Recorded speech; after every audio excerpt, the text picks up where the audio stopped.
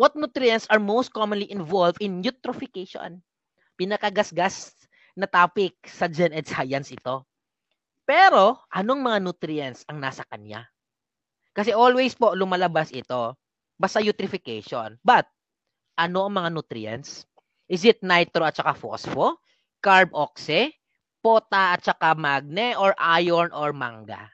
This is letter A. Nitrogen at saka phosphorus. Okay? Nitrogen at saka phosphorus. Yan pong dalawang nutrients na iyan, siya po ang kadahilalan nagkakaroon po tayo ng eutrophication. Okay?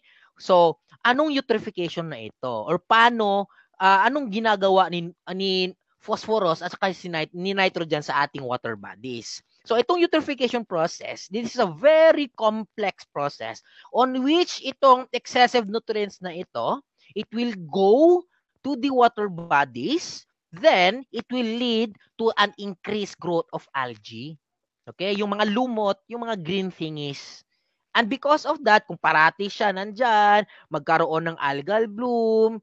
So, meaning to say, hindi na makaka-push through si sunlight. And what will happen with that? Di ba? Yung oxygen dyan is madideplete siya. Thus, resulting to what? Diminished sea harvest.